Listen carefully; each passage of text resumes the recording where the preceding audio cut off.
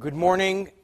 The beginning of the portion of Shoftim, chapter 16, verse 18, in Devarim, in Deuteronomy.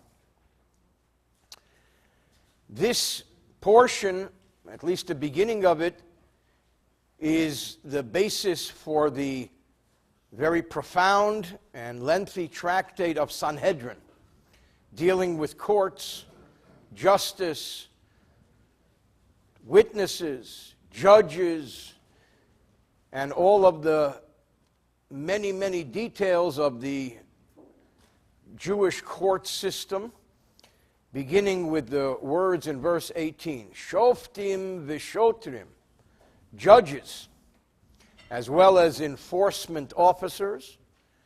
Titen lecha, you shall appoint, make for you, appoint for you, bechol shorecha, in all of your gates. A gate is a euphemism for a city. In all of your cities and all of your communities. Remember, this is being taught, stated, said to the Jewish people shortly before their crossing into Israel. So he says, as you'll cross into Israel in a few weeks with Yehoshua, remember to set up a court system so that the lawyers can make a living. Asher Hashem Elikecha, which God, your God, Neisein Lecha, gives to you, Lishvatecha, tribe by tribe. It's important that there be a Supreme Court. As we will learn, the Supreme Court is the Sanhedrin. But it's also important that there be smaller courts, even local courts. And as we learn in the tractate of Sanhedrin, in general terms, the courts break up into three different types of courts. Then there are many subtypes. The first and most well-known court is the Sanhedrin of 71, the Supreme Court. There was only one Sanhedrin at a time near the Holy Temple in Jerusalem. That was where the Sanhedrin was, and they had the ultimate power. The junior Sanhedrin, or Sanhedrin Ketana, the junior Sanhedrin, was made up of a court of 23 judges, which dealt with capital issues and serious issues and issues which affected the community, and that's the 23-judge court. And then, in general terms, there is the everyday civil court, which is made up of 3 judges. Those are the 3 types of courts in general terms. So this commandment applies to all of them. And these verses are quoted in the tractate Sanhedrin, in the Mishnah and the Gemara, where we deal with these issues. What is the purpose of the courts? V'shoftu esa'am, so that they judge the people, mishpat tzedek, or with a righteous judgment. We don't want crooked judges and perverted courts. We want honest courts, and it is important, therefore, that the judges be upright. One of the most difficult commandments in the Torah.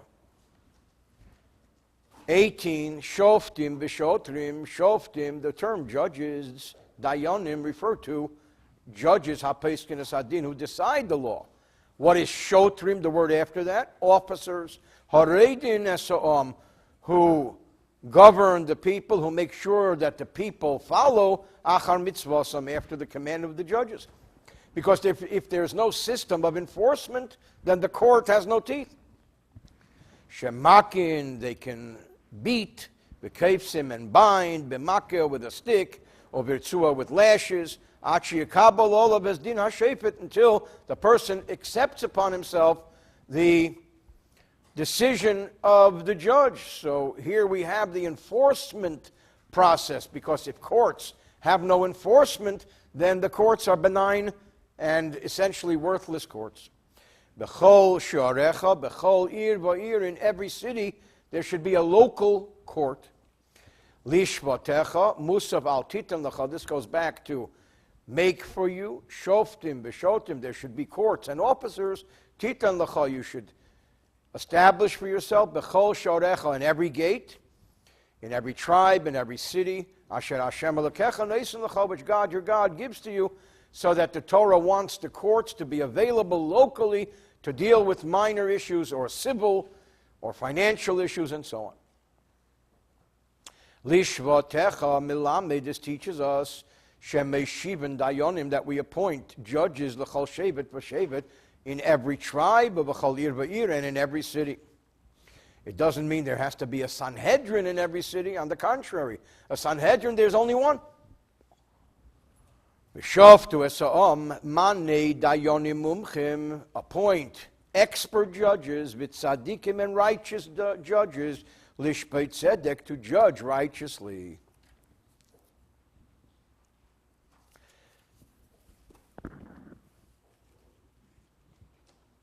The Balaturim brings down the juxtaposition of the beginning of this portion and the end of yesterday's portion, which is about holidays, the major festivals.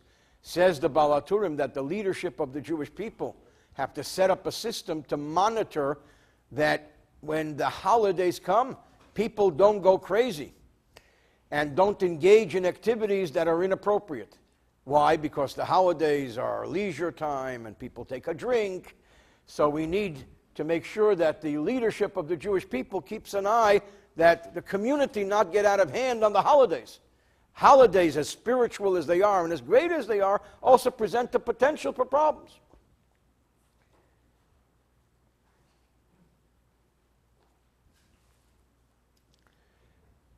The Balaturim also says that the word Shoftim has the numerical value of Ayin Sanhedrin, of 70 members of the Sanhedrin.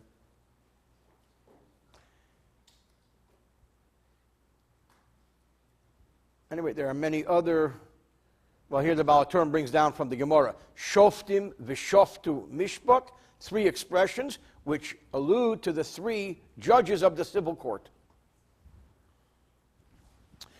Verse 19, Lo satem mishpat, do not pervert judgment. Lo sakir ponim, don't respect people in judgment. Both litigants must be treated equally. Velo sikach shochad, and do not accept bribes. Why? Even if you're about to rule the way the guy who's bribing you wants you to rule, you're still not allowed to accept a bribe, even though it doesn't change your mind. Ki, because hashochad, bribery, graft, gifts, ya'aver, will blind einei chachamim, the eyes of the wise, v'salev, and will pervert divrei, the words of tzadikim, the righteous, so that when we benefit from someone, we cannot sit in judgment on that person because we're not going to maintain or retain our objectivity. It's simply impossible. And just a childhood story which I grew up with, it says here that bribes blind the eyes of the wise, that the punishment for a judge accepting bribes is he goes blind. So there's a story told of a judge who he got older and he lost his hearing. He couldn't hear. So they said to him, what's going on? Why'd you lose your hearing? I mean, spiritually, there's got to be a reason. He says, well, bribes, the Torah says that bribery can actually affect somebody. He says, yeah, but the verse says it causes you to become blind. You became deaf. He says, in my case, they only talked about it. They never delivered it. That's one of my childhood stories. Okay. Rashi, loisate mishpat kimishmoi. This should be taken literally. Don't pervert justice. Loisakir ponim af b'shas hatainis, even at the time of pleas, azhara l'dayin. This is an admonition, a warning to the judge. Shelo yeherach lozeh b'kasher lozeh. He shouldn't be soft and smiley and sweetsy to one guy and tough on another guy. Echad omed, one should stand, ve'echad yoshev, and one should sit. Because when one litigant sees that the judge is honoring his counterpart, suddenly his arguments become shut down because he loses his confidence. So a smile from a judge is inappropriate. Even to judge righteously one cannot accept gifts even though it's not going to change the judgment. Ki hashochad ya'aver mishikibel shochad mimenu. Once he received a gift, it's impossible that he should not sway his heart for him to seek his advantage. That's human nature. Human nature is when we benefit from somebody, then we want to do something special for that somebody. Divrei tzadikim, devarim hamutsudokim, righteous words, mishpatei emes, judgments of truth, even if a judge is an honest guy and a good guy. When you bribe him, when you give him a gift, he has to lean towards the person who gives him the gift. There's a beautiful story told of a great Hasidic master whose name slips my mind at the moment, who was sitting as a judge in a court case between two litigants, and suddenly he felt that he had to recuse himself and step down away from the court. And he just said, "I'm sorry, I can't continue anymore. You'll have to find another judge." And they said, "Why?" He says, I don't know why. Trust me, that's just the way it is." And he walked over to the coat rack, took his coat, and went home. And when he came home and he hung up his coat, he found that there was a bundle in his coat. One of the litigants put a pile of money in his coat. Even though he didn't know about it, but he was such a spiritual person, he felt that he had to just resign from the court. Verse 20. Let me see quickly if there's Balaturim here. Okay. 20. Tzedek tirdeif. You must pursue justice. Laman tichya, in order that you will live, the orashto ha'oretz, and inherit the land, asher Hashem elokecha nesalach, which God, your God, is about to give you. Tzedek tirdeif, halech achar bezdin yofer. This has many meanings, but the simplest is that the community should do everything it can to see to it that there is a qualified court system in place. Another interpretation is that sometimes a person says, "I'd rather not go to this court, let's go to a higher court." The question is, when can he enforce it and when can he not enforce it? There's a whole system of which court a person can be forced to go to. Laman tichya v'yarashta, in order that you live and inherit. Kedai hu minei adayana makshedim. The appointment of righteous judges in and of itself is a sufficient merit. Lahachyas es Yisrael, to keep the Jewish people alive. Or lahishivon al admosam, and to keep them settled upon their land. Now, as is usual, the Torah segues into another subject, back to the subject of idol worship, idolatry. This is the most talked about subject in the Torah. 40-something laws or so on idol worship, maybe more. Lo sita lecha ashera, do not plant for yourself a tree of idol worship known as an asherah. It was a known species of tree which was used for pagan idol worship. Or kol eitz, or any tree in fact, eitzel, adjacent to, mizbach, the altar, Hashem elokecha, of God your God, asher ta'asalach, which you shall make for yourself. Don't plant a tree of idol worship near the altar. Rashi, leisita lecha asherah lechayev oleh mishas nitiyosa. From the moment of planting this tree, the person is already culpable even though he didn't worship it. The planting is also a problem. Check. In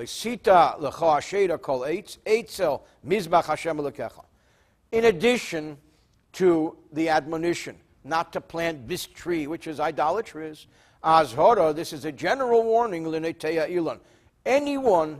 against anyone planting any tree, or the Vein Abayas, or building any house, Bahar Abayas, on the Temple Mount. You can't go and plant trees and build houses on the Temple Mount. It's not zoned properly. Verse 22, V'leisokim lecha matzeva. You can't just go anywhere and set up a pillar and offer sacrifices. You're going to go in the middle of Ventura Boulevard, Ventura corner of Sepulveda, and you're going to set up a pillar and bring sacrifices in front of the Cheesecake Factory. So he says, you can't just put up a pillar because you feel like it. Asher sonei Hashem elokecha, God your God despises this. This is a pagan culture. 22, v'leisokim lecha matzeva, matzeves even achas. This refers to even a single pillar of stone. lahakir v'aleha, to bring offerings, afilu l'shamayim. You're not bringing the offerings to a pagan idol worship, to a pagan god. You're bringing the offerings to God. Not good. Asher sonei mizbach avonim or mizbach adom atziva la'ases. An altar of stones, yes. An altar of earth, yes. Bezu sonei, but this no. Ki chay kaisa laknanim, because this was a Canaanite culture. Even though in the time of the patriarchs, that's exactly what Abraham, Isaac, and Jacob did. They would set up a pillar. But now God despised it because this became a pagan culture. When something becomes a pagan culture, then Jews should stop engaging in this practice, in addition to the fact that we, at this point in time, had a Mishkan and a Beis HaMikdash, and therefore once the Beis HaMikdash is standing, or the permanent structure of the Mishkan, it's inappropriate to set up any temporary places of worship unless it's between one Mishkan and the other, as we learned earlier. The Balaturim says that the word Asherah, which means this idolatrous tree, has the numerical value of Dayon She'ena Hogun, of an inappropriate judge. Somebody makes somebody a judge because he's his brother-in-law. I had to give my brother-in-law a job, so I made him a judge. Because anyone who appoints an inappropriate judge, it's as if he plants an idolatrous tree next to the holy altar. We have to be very careful who we appoint as our judges. Asherah kol eitz, eitz al mizbach, the Balaturim says, these 5 words have the numerical value of Rosha eitz al tzaddik. Don't put the wicked near the righteous. We have to be careful who we place in a position of power as it relates to the court system. Chapter 17, verse 1, segueing into another commandment, and that is the commandment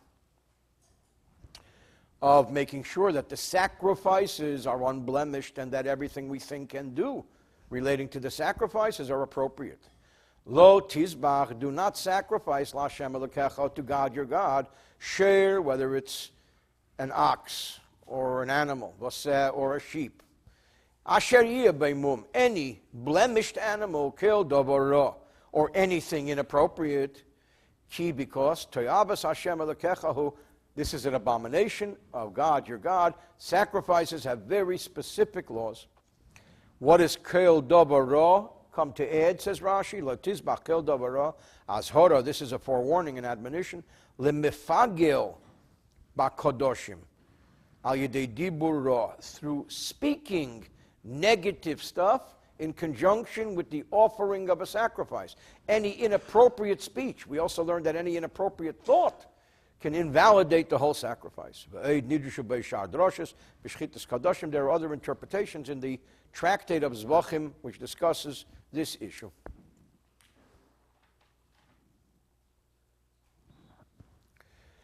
Verse 2. Back to idol worship, idolatry. If there be found amongst you, on one of your cities, which God your God will be giving you, Isha, a man or a woman, Asher Yaseh, who will engage in Esharah, that which is evil, Beinei Hashem Elokecha, in the eyes of God your God, Lave Brise, to transgress his covenant. What covenant? The covenant of worshiping only one God. And he's going to adapt the pagan cultures of idol worship.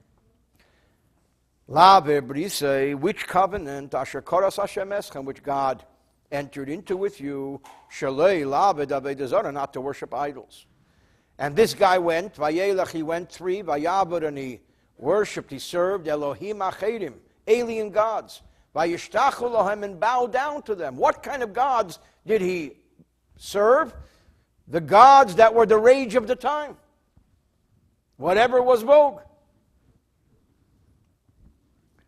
He went to gods are us and idols are us. Picked up a couple gods, put it on his credit card. It doesn't have to be an idol. It could be worshiping any of the heavenly hosts. Someone worships the sun. Someone worships the moon. Someone worships sun, young moon. I commanded you not to worship these things, and you're worshiping them. You can't worship the stars, the planets. Doesn't work. No good. So the courts, it's going to be told to you, and you're going to hear it, that there is this guy who is walking around enticing people, engaging people in the practice of pagan idol worship. Pagan idol worship is something that's not only forbidden for the Jew, it's forbidden for every human being. Every human being is forbidden, it's one of the 7 Noahide laws, to worship sticks and stones and planets. Every human being has 7 Noahide laws. The one God is one of those 7 Noahide laws. Certainly the Jewish people come to Canaan, they come to Canaan land, and they emulate the Canaanites. Not a good thing. The first thing you need to do is make a real serious investigation. And it's true and it's correct. This abomination is being carried out within Israel, that there's a guy running around promoting pagan idols. Door to door. For nochein mechuvan ha'edus. How do you know it's true? Because witnesses come and they testify, and the testimony of one witness matches the other, and they interrogate the witnesses, and they investigate, and they ask them a whole lot of questions, and we have to make sure that these witnesses are credible, responsible, kosher witnesses. So what happens is, good morning, you take that man and bring them out. He or that woman, who did this terrible thing, to your gates. Man or woman, and after the trial, if you find them guilty, then you stone them with stones, and they die. Rashi, those who interpret this meaning to the door of the court of law are erroneous. Because we learned that this is the gate where he worshipped. Perhaps it's the gate of the city of the court. Then we have the word shorecha, ma shorecha amar lamayla, shar she'ovid bei, af shorecha amar lamata, shar she'ovid bei, b'targumei likirvecha, to the city, so it is the place where he worshipped. Now, here in this verse is where he establishes how testimony works in Jewish law in general. Al pi shnayim edim, by the verbal, oral testimony of 2 witnesses. O shlosha edim, or 3 witnesses. Yumas hames, can capital punishment of any kind be carried out? Lo yumas, capital punishment can never take place. Al pi eid echad, by the testimony of a single witness. You need 2 qualified witnesses who are interrogated back and forth. And again, the tractate Sanhedrin deals with this in tremendous detail. Shnayim eidim eishleisho. Now comes the big question: why does the Torah say 2 or 3? If 2 works, then who needs 3? Im iskayemes eidus b'shnayim. If testimony works with 2, lama parit lacha b'shleisho. Who needs 3? Lahakishleisho l'shnayim. This is important because it says that you have to compare 3 witnesses to 2. Ma shnayim edus achas, just as 2 witnesses constitute one group of witnesses, a group of 2. Av shleisha edus achas. So also, if 3 witnesses come along and they say, we just saw this happen, then they become the body of witness. And they have to be treated like one group. So what if one of those 3 is found to be not kosher? The whole group is not kosher. You can't say, okay, I lost 1, I got 2. It doesn't work that way. For example, you want to disqualify them and condemn them as false witnesses and apply the halacha of the false witness, where you do to them what they wanted to do to the other guy. You need the whole group. And this teaches us something fascinating. If you've ever been to a wedding, I was at one recently, the rabbi says, and it happened at the one I was at, that when they announced the witnesses, the rabbi said, make sure you announce to the exclusion of all other witnesses. Because 2 witnesses are chosen. Which 2 witnesses are chosen? 2 qualified kosher witnesses. I mean, the first problem with a witness is if the witness is related to the bride or to the groom or to the orchestra. No, I'm just kidding about the orchestra. Or to each other. This is a disqualifying factor. Therefore, if you're at a wedding and there could be 1,000 people at a wedding and everybody is seeing everything, so they're all witnesses, this is a problem. Because you have relatives who are watching this and they are witnesses. A relative can't be a witness. So that could disqualify the whole process because it's one large group of witnesses. Therefore, the rabbi says you have to verbally say, to the exclusion of all others, you're the witness and you're the witness, but you, the father of the bride, you're not a witness. Very important, because otherwise there's one large group of witnesses. That's a practical example of the application of this verse. So, we're going back to the context here of idol worship. There are pagan idol worshippers who are being prosecuted, and the witnesses come and they are interrogated, and their testimony holds up. If the capital punishment is going to come about, then the hands of the witnesses shall be the first to put him to death, and everybody else afterwards. And you shall remove the evil from amongst you. Because idolatry will remove the Jewish people from Israel, and the first holy temple and the end of the first commonwealth of Israel came about due to idol worship. So Moshe was not paranoid. This is exactly what happened. The Jewish people became so enmeshed in idol worship that it brought about the end of the first commonwealth and the destruction of the holy temple.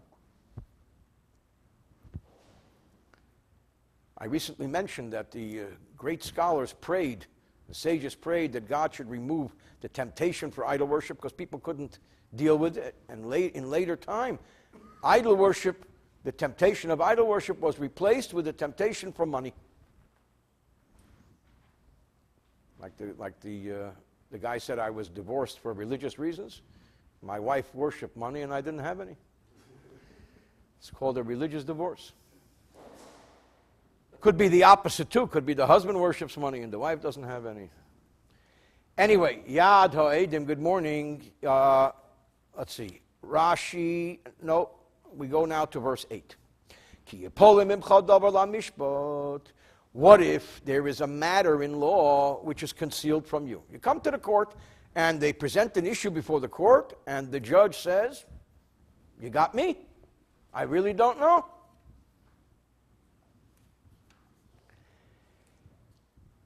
Bein dom ledom. Let's say it's a question of blood related. Does this blood cause the item to become impure? Does it not? There's a whole 1/6 of the Mishnah is purity and impurity, having to do with blood and other things. Bein din ledin, or technical stuff, legal stuff, law to law. Bein nega lo nega, leprosy. Is this leprosy or is it not leprosy? Do you need a Kohen or do you need a good dermatologist? Divrei ribeis bishorecha, any matters of controversy in your courts, in your gates, you know, the famous horse, mule, that's a controversy. The kamto, you shall rise up. If the court is not sure, the kamto, you should rise up, yolisa, and ascend, elamokim, to the place, which God, your God, will choose, and that's Jerusalem. You go to Jerusalem and you check with the Supreme Court, with the Sanhedrin. 8, ki yipole kol aflo lashon havdalo prisha. It means separation, removal, chadavar nivdol umechusam mimcha mimeka, because the matter is concealed from you. You simply don't know. The lower court doesn't know. Bein dom ledom, bein dom tomei ledom toher, between impure blood and pure blood. Bein din ledin, bein din zakai ledin chayab, between a decision of acquittal and a decision of guilt. Or bein nega lo nega, bein nega tomei le nega tor, between a plague which is impure or leprosy which is not really leprosy. Divrei ribeis, matters of controversy. The scholars of the community disagree. Zemetame, one says it's impure. Vizemetar, one says it's pure. Zemechayab, one says guilty. Vizemezak, and the other says innocent. The kamtov yolisa, then you ascend and go up. Melamid shebeis hamigdash gavayim b'kol ha'mekaymis. The expression here teaches us that the place where the holy temple stood, the Temple Mount, is higher than all other places. 9, Uvosa, and you come to El HaKohanim, to the Kohanim, Halavim, the Levites, Vel HaShephet, to the judges, Asher Yeh Bayamim Ohem, who will be in those days, V'darashto, and they will inquire, V'yigidu Lecha, and they'll tell you, Es Dvar HaMishpat, the law. This is the Supreme Court, who resolves all questions, all disputes, all unknown laws. 9, HaKohanim, Halavim, HaKohanim, Shiyotzu Mishevet Levi, the Kohanim who descend from the tribe of Levi. V'yal HaShephet Asher Yeh Bayamim Ohem, to the judge who will be during that time, even if the judge now is not like he was in your Zaydi's time. You say, I should go to this judge. In my Zaydi's time, I remember the judge. He was a judge. This judge, I went to school with him. We cheated at baseball cards together. You have to listen to the judge because there has to be a system of law and order. You only have the judge who exists in your time. You can't say, those were the days. Oy, Amol is given. Verse 10. And you shall do, al pi adover, according to the word, asher yagidu lecha, that they will tell you, min hamakamahu, from that place. Where's that place? The Sanhedrin, the Lishkas Hagozis. Asher Yivchar Hashem, Jerusalem, B'shamar Talases, and you will guard to do Kechel Asher Yerucha, everything that they will instruct you. Al Pi HaTorah 11, by the words of the Torah Asher Yerucha, which they will instruct you with, because the Sanhedrin can only use Torah. V'al HaMishpat, and the judgment Asher Yemru Lecha, which they will tell you, Ta'aseh, you shall do. Lo tosur min adovar asher yagidu lecha, you cannot turn aside from that which they will tell you. Yomin Usmail, neither to the right nor to the left. You can't say, I'm going to be more religious than the Sanhedrin. I'm going to be less meticulous than the Sanhedrin. I am also a scholar. I'm a greater scholar than the Sanhedrin. Do you know who my Zaydi was? Doesn't work. The Sanhedrin is the Sanhedrin. There's an adorable story they tell. It's an oldie but goodie. This guy gets off the train in Chicago many years ago, and he's starving. And he turns to a guy who looks a little bit observant. He says, do you know where I could find a kosher restaurant? He says, not really a kosher restaurant. There's a pizza place not far from here. He walks into the pizza place. The guy doesn't particularly look observant. He's not wearing a yarmulke. He doesn't look like he's the proprietor of a kosher restaurant. He says, excuse me, I'm going to ask you a question, but don't get insulted. Is this place kosher? He says, is this place kosher? Do you see what's hanging on the wall? He says, there's a Michelangelo Moses hanging on the wall. And you're asking me if this place is kosher? Of course it's kosher.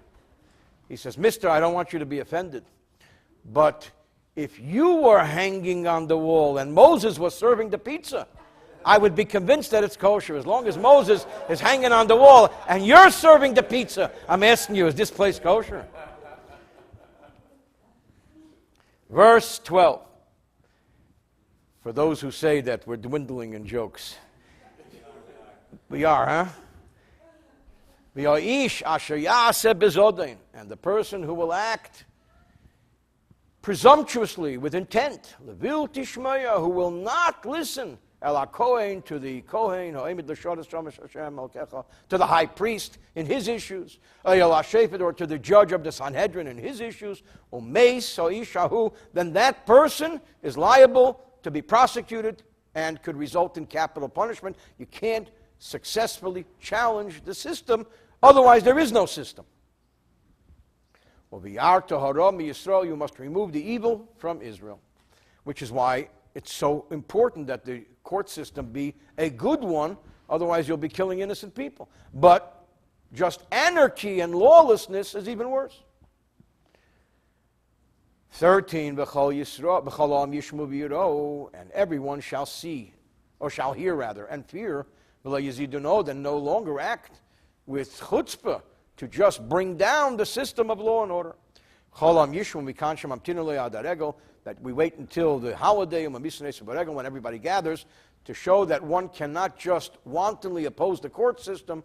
This is the Sanhedrin, and this is the head of the Sanhedrin, and this is what the system ruled, and we have to follow the system of the Supreme Court of Jewish law. I mean, imagine today if somebody would say, I want to go against the courts. So he appeals to a higher court, He gets to the Supreme Court. What does he do? You can't go up against the Supreme Court. You can become a conscientious objector and fly to Canada, unless they catch you at the border. Okay, end of Chumash portion.